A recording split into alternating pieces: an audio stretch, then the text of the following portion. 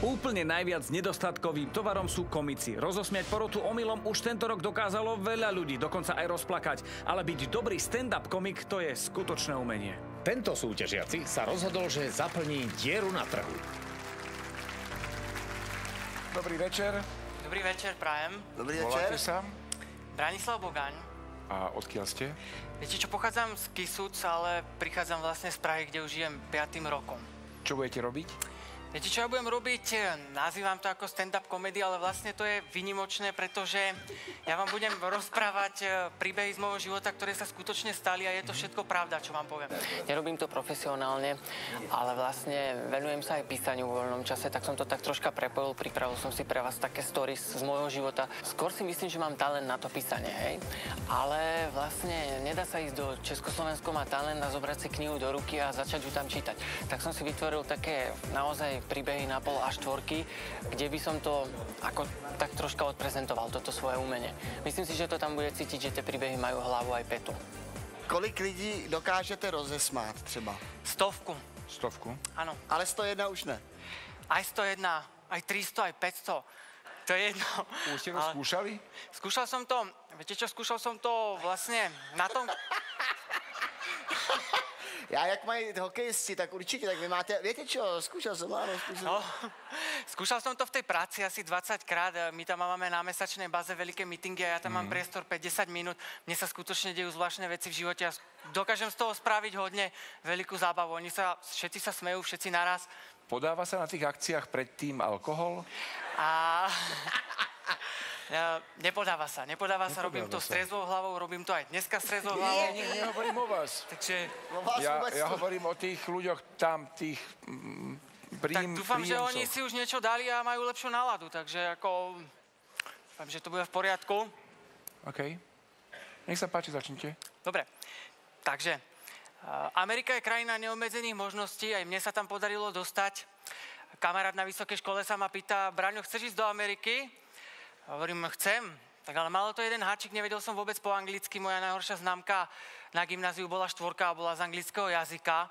Prvé problémy nastali hneď na letisku. Ja som mal vlastne so sebou starý otcov komunistický slovník strojársky, otec bol inžinier, takže tým som si troška vypomáhal, ale na tom letisku som totálne očervenel a vlastne bol som v strese, tak si ma bokom vybrali na kontrolu a pýtajú sa ma, máte u seba nebezpečné veci? Yes.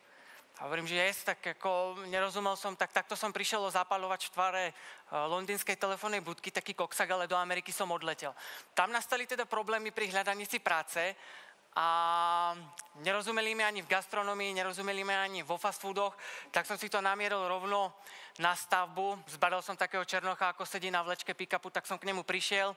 Vyťahol som ten otcov starý komunistický strojársky slovník a pripravil som si frázu, ktorá bola v zadnej časti vlastne toho slovníka a hovorím mu Hi, who is running this department? A ten černoch sa tak na mňa vyjavene dívá, nič mi nerozumel. Hovorím, tak asi mám špatný akcent, alebo mi nerozumiem, musím to lepšie vysloviť. Who is running this department? Hovorím, boss? Hovorím, yes, boss. Tak sme sa konečne dorozumeli a ja som bossa našiel vedľa v Maringotke a získal som svoju prvú prácu v Amerike, vlastne miešačku na 8 hodín denne. No a to je všetko. OK. To bolo dobré. Jo. Jako ono to je, no, ako musel som to skrátiť, ono sa to dá porozprávať aj na viacero minút, ale... To je... Určite sa to dá Tak porozprávať. ja si to dovolím zrekapitulovať. Vy každý mesiac máte meetingy, na ktorých sa ľudia smejú. Áno. Býva to 100, 300 až 500 ľudí. A porozprávali ste nám príbeh o tom, ako ste s komunistickým slovníkom došiel o zapalovač a pracovali na miešačke. Tak. A to je vtipné, akože u vás. Tak u nás to bolo hodne vtipné, no. A kde vy pracujete? Na marihuanových plantážach, alebo prečo?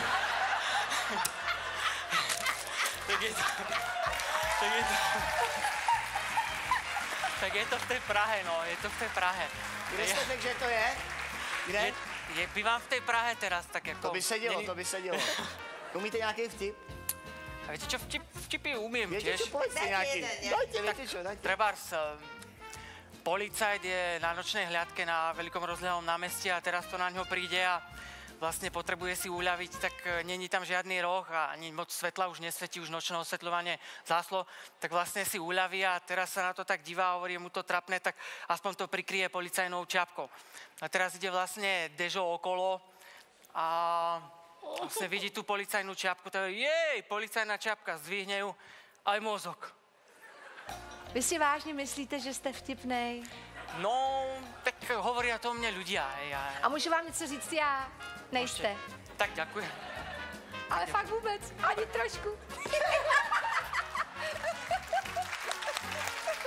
Tak díky. Ono to možno aj o tom, že tí ľudia ma poznajú, viete, vy ma nepoznáte vôbec, takže je to také iné, no. Vedia, že som zábavný. Šťastný človek. Ja som šťastný človek. No, to je vidět. Tak jo. Tak nech vám to zostane, vy vám prajeme všetko dobré. Tak ďakujem už utekajte pryč. Ďakujeme, že ste prišli, Majte majte sa krásne. 4-krát nie, nepostupujete. Dovidenia, pekný večer. Nevyšlo, ale nevadí, no. No ale bojoval si jak lev. Bojoval som, chcel som Ty zabojovať. máš arzenál, ty vtipy, akože toto máš tam, ty naložené, čo? Mám, no. Jak to, že si to pamätáš? A pamätám si to, no tak snažil som sa ich vtipov. troška zaujmuť, ale bohužiaľ nevyšlo to, no. Tak možno na budúce zase. Že vtipy, ktoré vyťahuješ.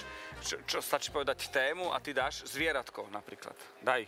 Tak zvieratko, tak napríklad pán je v krčme a pije borovičku za pultom a vedľa neho je papagaj. A teraz hovorí tomu papagajovi, papagaj, mne sa chce na záchod, beda, ak tá borovička bude vypitá a ja sa vrátim z toho záchoda. Tak ide na ten záchod a teraz sa vracia z toho záchoda a papagaj, na čo mi perie? Dobre. Vy sa smejete, no ale oni sa nestali. Vy sa smejete, ale to bol vtip. Dobre. A nepovedal tomu papagajovi predtým, že ak tú borovičku vypije, že mu vytrhá perie? Presne, ja som sa sekol, no. Už troška tremá. My sme si to domysleli. No, super. Ste hodne dobre. Tak díky moc. Díky moc. Ahoj, drž sa.